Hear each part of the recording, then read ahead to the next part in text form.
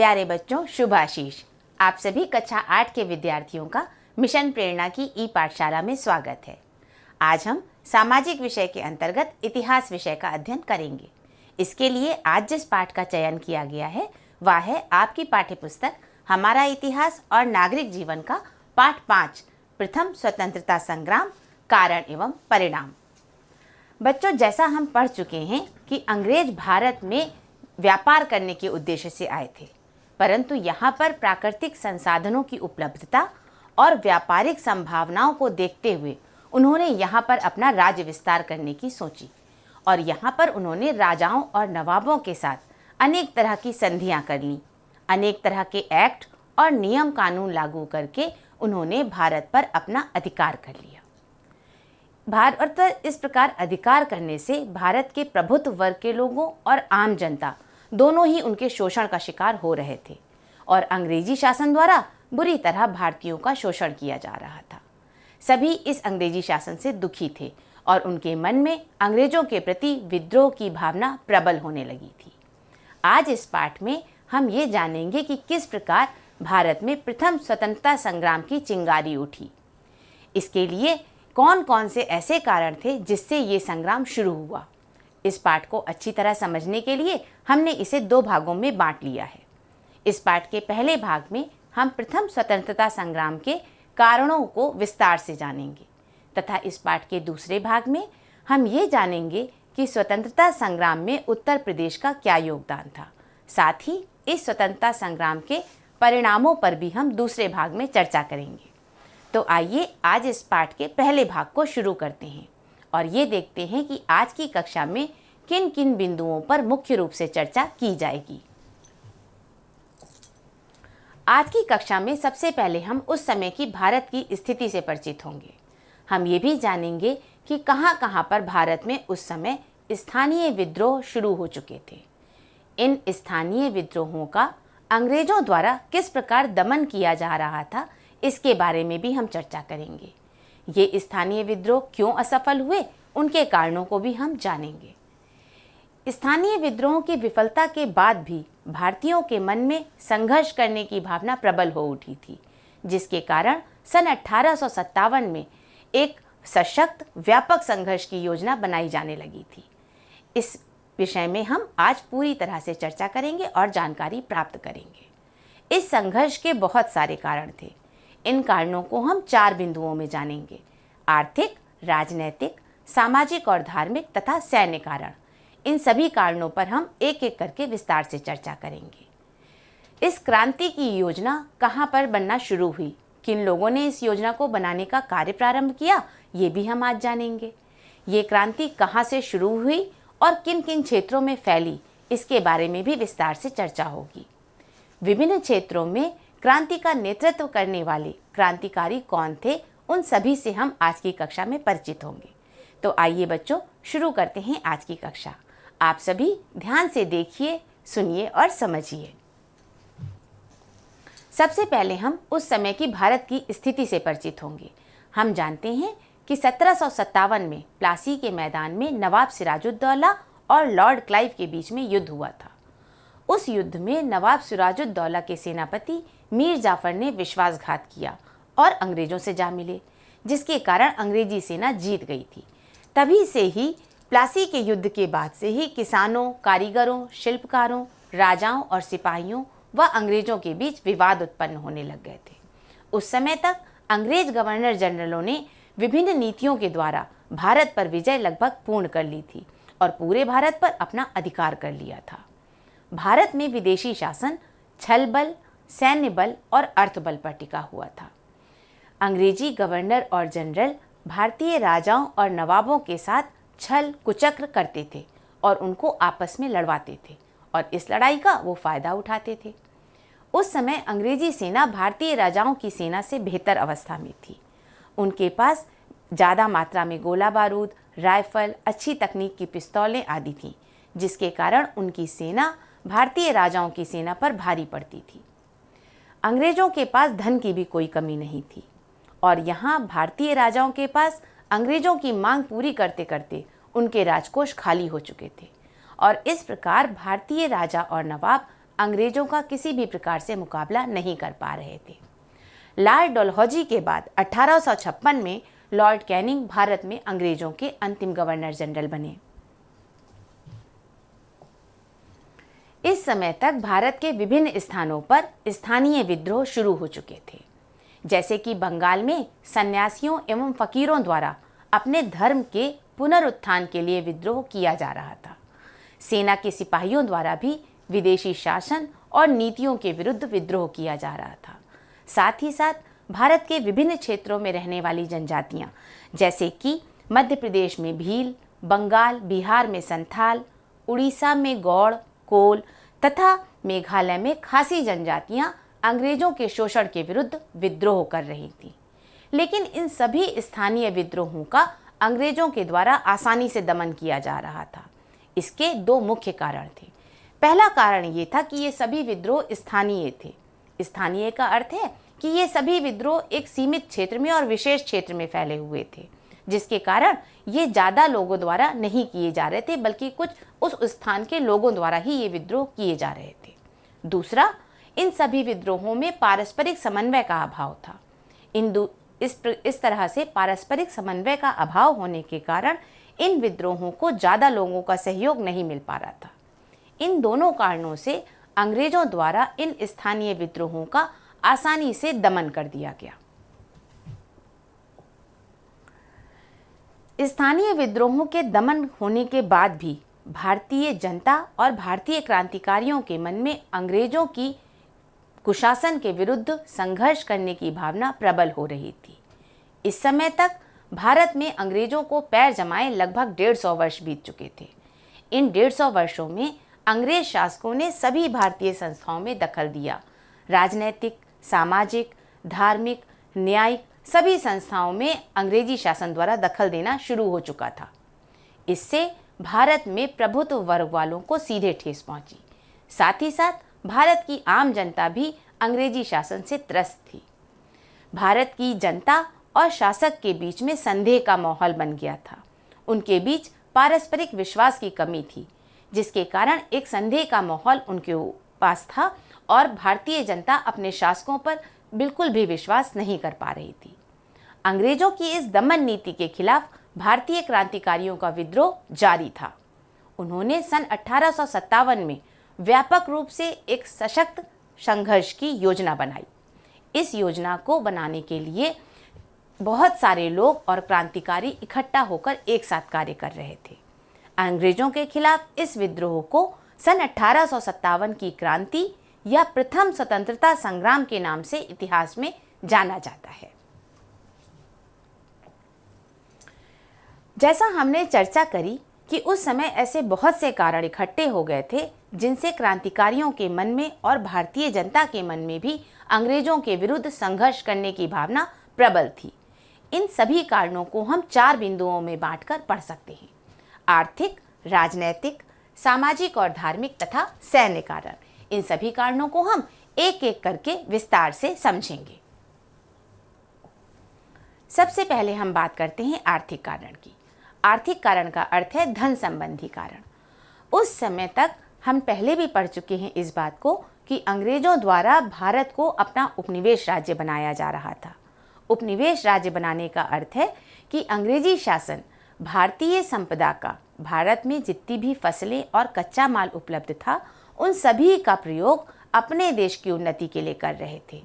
England अपनी आवश्यकता अनुसार भारत से कच्चा माल जैसे नील, कपास और अन्य फसलें आवश्यकता अनुसार भारत से ले लेते थे और इस कच्चे माल को वो यहाँ से इंग्लैंड भेज देते थे। इंग्लैंड में औद्योगिक क्रांति के दौरान कारखाने लगाए गए थे। इन कच्चे माल का प्रयोग वहाँ पर कारखानों में किया जाता था और मशीनों से सस्ती वस्तुएं बनाकर हमारे देश में लाकर हमारे देशवासियों को ऊंचे मूल्य पर बेचा जाता था। जबकि भारतीय वस्त्र उद्योग के लिए करों की दर बहुत ऊंची थी, जिससे भारतीय वस्त्र उद्योग बहुत ज़्यादा प्रभावित हो रहा था और भारतीय वस्त्र उद्योग के बने हुए सामान का भारत से बाहर भेजा जाना मुश्किल हो रहा था। इस प्रकार भारतीय शिल्प की दशा बिगड़ती जा रही थी और अंग्रेजों द्वारा इसके विकास के लिए भी बिल्कुल ध्यान नहीं दिया जा रहा था। भारत की आम जनता छोटे छोटे कुटीर उद्योगों के द्वारा अपना जीवन यापन करती थी। अंग्रेज शासकों ने भारतीय कुटीर उद्योगों को तहस नहस कर दिया था। इससे भारतीय कारीगरों की दशा खराब होती जा रही थी। 1769-70 में अकाल पड़ने के कारण भारतीय जनता काफी परेशान थी। इतने पर भी अंग्रेजों द्वारा लगान में किसी प्रकार की रियायत नहीं दी जा रही थी। अकाल एवं गरीबी के कारण किसानों में असंतोष था। बढ़े हुए लगान वसूलने के कारण किसान क्षुब्ध थे। साथ ही साथ सेना से बहुत सारे सैनिकों को हटा दिया गया था। सेना से हटाए गए ये सैनिक भी अंग्रेजों के शत्रु हो गए थे। अंग्रेजी शासन में शिक्षित भारतीयों को उच्च पदों पर नियुक्त नहीं किया जाता था और यदि उन्हें नियुक्ति मिलती भी थी तो उन्हें अंग्रेज कर्मचारियों की तुलना में बहुत कम वेतन दिया जाता था। इन सब कारणों से भारतीय जनता की आर्थिक स्थिति दिन पर दिन खराब होती जा रही थी। इन सब आर्थिक कारणों के साथ साथ बहुत सारे ऐसे राजनीतिक कारण भी थे जिनसे भारतीयों के मन में असंतोष था और उनके मन में संघर्ष की भावना प्रबल हो रही थी। भारत में राजनीतिक सत्ता वास्तविक रूप से अंग्रेजों के हाथ में थी। फिर भी शासन दिल्ली के मुगल बादशाह के नाम पर ही चलता था, क्योंकि उस समय वह देश की एकता के प्रतीक माने जाते थे। अंग्रेजों ने मुगल बादशाह के साथ अपमानजनक व्यवहार किया। अंग्रेजी शासन ने सन 1835 ईस्वी में कंपनी ने सिक्कों से मुगल सम्राट का नाम हटा दिया। उनके इस कृत्य को भारत की आम जनता ने मुगल बादशाह के लिए अपमान माना। साथ ही इस समय लॉर्ड डलहौजी ने विलय नीति लागू कर दी थी। विलय नीति के कारण देशी राज्यों को ब्रिटिश राज्य में मिलाया जा रहा था। विलय नीति के तहत वे भारतीय राजा जिनके कोई पुत्र नहीं था, वे बिना अंग्रेजी शासन की अनुमति के किसी को गोद नहीं ले सकते थे, जबकि हिंदू धर्म में निसंतान दंपति को गोद लेने का अधिकार प्राप्त है। और इस प्रकार किसी न किसी बहाने से अंग्रेजी शासन देशी राज्यों को ब्रिटिश शासन में मिला रहा था।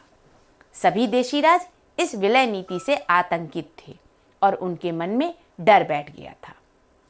लॉर्ड डलहौजी ने पेशवा बाजीराव के दत्तक पुत्र नाना साहब की वार्षिक पेंशन बंद कर दी थी। इन सभी कार्यों से अंग्रेजों का विदेशीपन और नियत स्पष्ट हो गए थे और सभी के मन में उनके प्रति विद्रोह की भावना बढ़ रही थी। अंग्रेजों ने कुशासन के नाम पर अवध को ब्रिटिश शासन में मिला लिया था और जब डलहौजी ने अवध को ब्रिटिश शासन में मिला लिया तो सेना से बहुत सारे सिपाहियों को हटा दिया गया। सिपाहियों को हटाने के बाद उन्होंने उनके रोजगार का कोई इंतजाम नहीं किया। ये सिपाही अंग्रेजों के कट्टर शत्रु बन गए। अंग्रेजी शासन की नीतियों को मानने वाले जमींदारों और तालुकेदारों को अंग्रेजी शासन जमीन दे देते था और वहां से उन्हें मनमाने लगान वसूल करने की छूट मिल जाती थी। जमींदारों और तालुकेदारों द्वारा मनमाने लगान वसूल करने के कारण किसानों में असंतोष था। अंग्रेजी शासन ब्रिटिश न्याय प्रणाली को नहीं मानता था और ब्रिटिश न्याय प्रणाली भारतीयों के लिए बड़ी खर्चीली, पेचीदी और लंबी प्रक्रिया वाली थी, जिसके कारण भारतीयों को न्याय के लिए लंबे समय तक दर दर भटकना पड़ता था। उस समय ब्रिटिश शासन में भारतीयों को उच्च पद नहीं दिए जाते थे। इस प्रकार अंग्रेजों द्वारा लगाए गए सभी तरह के बंधन और अपमान भारतीयों के लिए धीरे धीरे असहनीय होते जा रहे थे।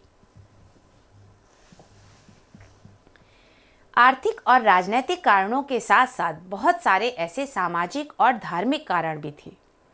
अंग्रेज भारत की अशिक्षा, सामाजिक अनेकता और व्यापक कुरीतियों के साथ साथ आर्थिक पिछड़ेपन का फायदा उठा रहे थे। उस समय भारतीय समाज में सामाजिक अनेकता थी, अशिक्षा थी, साथ ही साथ बहुत सारी कुरीतियां भी थी। अंग्रेज इन सब का फायदा उठा रहे थे और धीरे धीरे उन्होंने भारत पर पूरा अधिकार कर लिया था। भारत पर शासनाधिकार स्थापित हो जाने के कारण वे भारतीयों को तुच्छ समझते थे। इस तरह से वे भारतीयों को अपने से नीचा मानते थे। सामान्य लोगों को पाश्चात्य शिक्षा दिलाना भारतीयों को ईसाई बनाने की अंग्रेजों की चाल समझी जाने लगी। अंग्रेजी शासन ये चाहता था कि सामान्य जनता को पाश्चात्य शिक्षा दी जाए, लेकिन भारतीयों के मन में ये बात घर कर गई कि ये ईसाई बनाने की अंग्रेजों की एक चाल है। अंग्रेज अपने व्यापार को बढ़ाने के लिए रेल और सड़क की व्यवस्था कर रहे थे। अंग्रेजों द्वारा प्रारंभ की गई रेल और सड़क व्यवस्था को भी भारतीयों ने अपने धर्म के खिलाफ और ईसाई धर्म के प्रचार प्रसार की चाल समझा।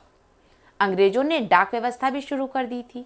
इससे उनके व्यापार में बहुत गति आ गई थी, लेकिन भारतीयों के मन में इसे ईसाई धर्म के प्रचार प्रसार की एक चाल समझा जा रहा था।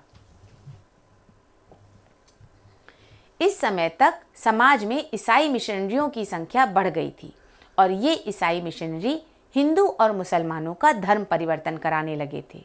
साथ ही हिंदू धर्म तथा इस्लाम धर्म की खुली निंदा करने लग गए थे। सन 1850 में कंपनी ने एक कानून पास किया कि जो ईसाई हो जाएगा उसे उसकी पैतृक संपत्ति का भागीदार बनाया जाएगा। इस प्रकार ये सभी कारण ऐसे थे जो भारतीयों के मन में अंग्रेजों के प्रति विद्रोह को बढ़ा रहे थे। बहुत सारे ऐसे सैन्य कारण भी थे जिसके कारण सिपाहियों के मन में विद्रोह की भावना उठ रही थी। सेना में भारतीयों के साथ भेदभाव किया जाता था। भारतीयों को ऊंचे पदों पर नहीं रखा जाता था। भारतीय सैनिकों की सुविधाएं और वेतन भी अंग्रेज सैनिकों की अपेक्षाकृत कम थे। उसी समय अंग्रेजी सेना में नई तरह की राइफलों का प्रयोग किया गया। इन राइफलों में जो कारतूस लगाए जा रहे थे उनके चर्बी युक्त होने की अफवाह फैली और इससे हिंदू और मुसलमान दोनों ही धार्मिक भावनाओं को ठेस पहुंची। इस प्रकार बहुत सारे ऐसे कारण थे जिनकी हमने चर्चा करी और जिनके कारण भारतीयों के मन में अंग्रेजों के प्रति विद्रोह की भावना बढ़ रही थी। इस अशांत परिस्थितियों में देश को वापस अपने हाथों में लेने के लिए और भारत को अंग्रेजों से मुक्ति दिलाने के लिए एक सशक्त संघर्ष की योजना बनाई गई। भारत से अंग्रेजों को बाहर निकालने के लिए एक सशक्त और व्यापक संघर्ष की योजना बनाई गई। इस संघर्ष की योजना का कार्य नाना साहब, तात्या टोपे, झांसी की रानी लक्ष्मीबाई तथा कुंवर सिंह आदि ने आरंभ किया और इन लोगों ने साथ ही साथ दिल्ली, लखनऊ, झांसी, मैसूर व अवध के नवाबों, राजाओं और जमींदारों को भी इस योजना में जोड़ना शुरू किया, क्योंकि इस समय तक क्रांतिकारी ये समझ चुके थे कि अब हमें जो संघर्ष करना है वो बहुत ही व्यापक रूप में होना चाहिए, क्योंकि जो स्थानीय विद्रोह हुए थे उन्हें अंग्रेजों द्वारा आसानी से दबा दिया गया था। बच्चों, आपको स्क्रीन पर नाना साहब, तात्या टोपे और रानी लक्ष्मीबाई के चित्र दिखाई दे रहे हैं। ये सभी वे क्रांतिकारी हैं जिन्होंने 1857 के संघर्ष की योजना में कार्य करना प्रारंभ किया था। आप सभी को इन्हें पहचानना अवश्य चाहिए। इस आंदोलन के अखिल भारतीय नेतृत्व के लिए उस समय के मुगल बादशाह बहादुर शाह जफर को चुना गया, क्योंकि वह देश की एकता के प्रतीक माने जाते थे। मुगल सम्राट बहादुर शाह तथा उनकी बेगम जीनत महल, अवध के नवाब की बेगम हजरत महल तथा कुंवर सिंह आदि का एक संगठन बनाया गया। ये संगठन 1857 के संग्राम को अखिल भारतीय रूप देने के लिए कार्य कर रहा था। स्वतंत्रता संग्राम के आंदोलनकारियों द्वारा रोटी तथा कमल के फूल को विद्रोह के संदेश का प्रतीक बनाया गया। इस सशक्त संघर्ष के लिए 31 मई 1857 की तिथि निश्चित की गई। आंदोलनकारी जगह जगह जाकर के रोटी और कमल का फूल लोगों के बीच में बांट रहे थे और इस प्रकार रोटी और कमल का फूल देकर वे साधारण जनता के मन में भी अंग्रेजों के प्रति विद्रोह की भावना को जगा रहे थे। सन 1857 की क्रांति की शुरुआत बैरकपुर से हुई। जैसा हमने अभी चर्चा की थी, उस समय नई तरह की राइफलों का प्रयोग हो रहा था, जिसमें चर्बी युक्त कारतूसों का प्रयोग करने के लिए भारतीय सैनिकों को मजबूर किया जा रहा था। भारतीय सैनिक इसका विद्रोह करते थे। बंगाल छावनी के सिपाही मंगल पांडे ने 29 मार्च 1857 को इन कारतूसों का प्रयोग करने से मना कर दिया और साथ ही अपने साथियों को इकट्ठा करके उन्होंने इसके प्रति विद्रोह किया। ये विद्रोह इस तरह से बैरकपुर से शुरू हुआ और इसके बाद ये विद्रोह मेरठ, दिल्ली, झांसी, कानपुर, लखनऊ, बिहार और मध्य प्रदेश तक फैल गया। बच्चों, आइए इसे हम मानचित्र के माध्यम से भी समझें।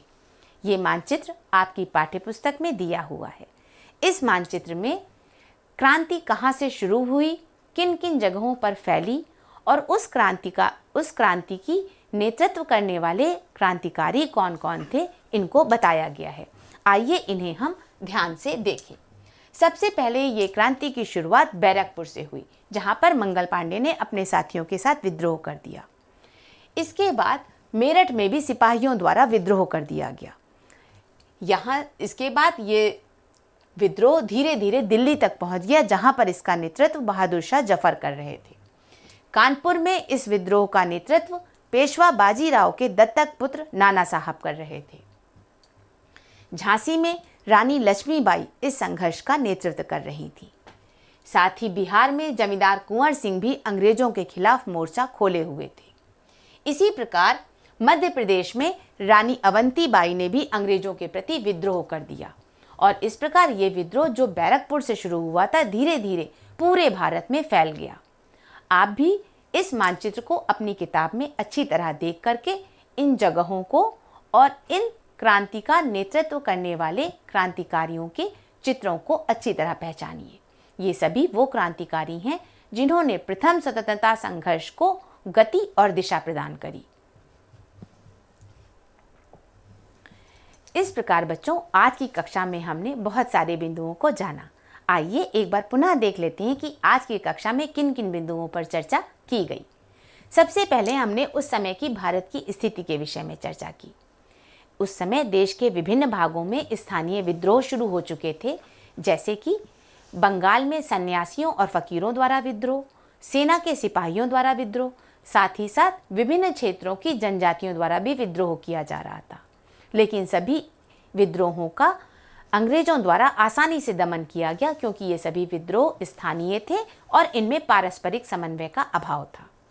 इन स्थानीय विद्रोह के विफल होने के बाद भी भारतीयों के मन में अंग्रेजों के प्रति संघर्ष की भावना जग चुकी थी और उन्होंने 1857 में एक सशक्त और व्यापक संघर्ष की योजना बनाई। इस संघर्ष के बहुत सारे कारण थे। हमने इन कारणों को निम्न बिंदुओं में समझा: आर्थिक कारण, राजनैतिक कारण, सामाजिक और धार्मिक कारण तथा सैन्य कारण। इन सभी कारणों को हमने आज विस्तार से जाना। इस क्रांति की योजना बनाने का कार्य नाना साहब, तात्या टोपे और झांसी की रानी लक्ष्मीबाई तथा कुंवर सिंह आदि द्वारा प्रारंभ किया गया। इन सभी के विषय में आज हमने विस्तार से जाना। इस क्रांति की शुरुआत बैरकपुर से हुई, जो धीरे धीरे भारत के अन्य क्षेत्रों में भी फैल गई। विभिन्न क्षेत्रों में जो ये क्रांति फैली, वहाँ पर कौन कौन से क्रांतिकारी वहाँ नेतृत्व कर रहे थे, इनसे भी हम आज परिचित हुए। आइए अब आज की कक्षा में सीखी गई जानकारियों के आधार पर अभ्यास कार्य करते हुए हम अपने पढ़े गए पाठ को दोहरा लेते हैं। पहला अभ्यास कार्य है, दिए गए शब्दों में से सही शब्द चुनकर रिक्त स्थानों की पूर्ति कीजिए। हमें यहाँ पर कुछ शब्द दिए हुए हैं: नाना साहब, मुगल सम्राट, 31 मई और लॉर्ड कैनिंग। आइए देखें ये हमारे वाक्य में कहाँ कहाँ पर भरे जाएंगे। पहला वाक्य है, 1856 में भारत में अंग्रेजों के गवर्नर जनरल बने। बच्चों, हमने चर्चा की थी 1856 में लॉर्ड कैनिंग भारत में अंग्रेजों के गवर्नर जनरल थे, तो यहाँ पर हम लॉर्ड कैनिंग शब्द भर देंगे। दूसरा कथन है, 1857 की क्रांति के लिए खाली स्थान की तिथि निश्चित की गई। जी हाँ बच्चों, आपको याद है ना, 31 मई 1857, तो 1857 की क्रांति के लिए 31 मई की तिथि निश्चित की गई थी। तीसरा कथन है, पेशवा बाजीराव के दत्तक पुत्र थे। जी हाँ बच्चों, बताइए पेशवा बाजीराव के दत्तक पुत्र कौन थे? नाना साहब। पेशवा बाजीराव के दत्तक पुत्र नाना साहब थे। आखिरी कथन है, 1835 ईस्वी में कंपनी ने सिक्कों से खाली स्थान का नाम हटा दिया। हमने पढ़ा था कि 1835 में कंपनी ने सिक्कों से मुगल बादशाह का नाम हटा दिया था, तो यहाँ पर हमें शब्द दिया हुआ है मुगल सम्राट, तो यहाँ पर हम मुगल सम्राट भरेंगे। आइए एक और अभ्यास कार्य देखते हैं। सही कथन पर सही और गलत कथन पर गलत का चिन्ह लगाएं। पहला कथन है 1857 की क्रांति की शुरुआत बैरकपुर से हुई। आप सभी को याद होगा, हमने मानचित्र के माध्यम से भी समझा था। 1857 की क्रांति की शुरुआत बैरकपुर से हुई थी, इसलिए ये कथन सही है। ब्रिटिश साम्राज्य में भारतीयों की योग्यता का आदर किया जाता था। नहीं बच्चों, ब्रिटिश साम्राज्य में भारतीयों की योग्यता का कोई आदर नहीं होता था, इसलिए ये कथन गलत है। तीसरा कथन है ब्रिटिश सेना में भारतीयों के साथ भेदभाव किया जाता था। हाँ बच्चों, ब्रिटिश सेना में भारतीयों के साथ भेदभाव किया जाता था। उन्हें अंग्रेज सैनिकों की अपेक्षा वेतन और सुविधाएं कम दी जाती थी। चौथा कथन है आंदोलन के अखिल भारतीय नेतृत्व के लिए तात्या टोपे को चुना गया। नहीं बच्चों, आंदोलन के अखिल भारतीय नेतृत्व के लिए हमने अच्छी तरह पढ़ा था कि उस समय के मुगल बादशाह को चुना गया था, क्योंकि वो देश की एकता के प्रतीक माने जाते थे। अंतिम कथन है आंदोलनकारियों द्वारा रोटी तथा कमल के फूल को विद्रोह के संदेश का प्रतीक बनाया गया। हमने तो चित्र भी देखे थे बच्चों। आंदोलनकारियों ने रोटी और कमल के फूल को विद्रोह के संदेश का प्रतीक बनाया था। ये देखिए बच्चों, सही उत्तर आपके स्क्रीन पर आ गए हैं। बच्चों, ये कार्य आपको अपनी कॉपी पर करना है। ये कुछ प्रश्न हैं जिन्हें आप आसानी से हल कर पाएंगे। पहला प्रश्न है कानपुर और लखनऊ में क्रांतिकारियों का नेतृत्व किसने किया? आपने मानचित्र के माध्यम से समझा था। आप भी अपनी पाठ्य पुस्तक से इस मानचित्र को ध्यान से देखिए और इन प्रश्नों का उत्तर करिएगा। 1857 की क्रांति के 4 कारण लिखिए। हमने सभी कारणों को विस्तार से समझा है, इसलिए आप ये प्रश्न बहुत आसानी से हल कर पाएंगे। बच्चों, ये प्रोजेक्ट कार्य है। आज आपने मानचित्र के द्वारा विभिन्न स्थानों को और वहां पर क्रांति को नेतृत्व प्रदान करने वाले क्रांतिकारियों के चित्रों को देखा है। आप भी विभिन्न स्वतंत्रता संग्राम सेनानियों के चित्र इकट्ठा कीजिए और उन्हें एक चार्ट पेपर पर चिपकाइए और उनके नाम लिखकर एक सूची बनाइए। आशा है बच्चों आपको ये पाठ बहुत अच्छी तरह समझ में आया होगा। ये पाठ का पहला भाग है।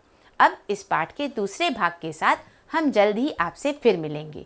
तब तक आप एक बार पाठ्य पुस्तक से इस पाठ को दोहरा लीजिएगा, जिससे आपको दूसरा भाग भी बहुत अच्छी तरह समझ में आए। तब तक आप सभी अच्छी तरह पढ़ाई करते रहिए और स्वस्थ रहिए। धन्यवाद।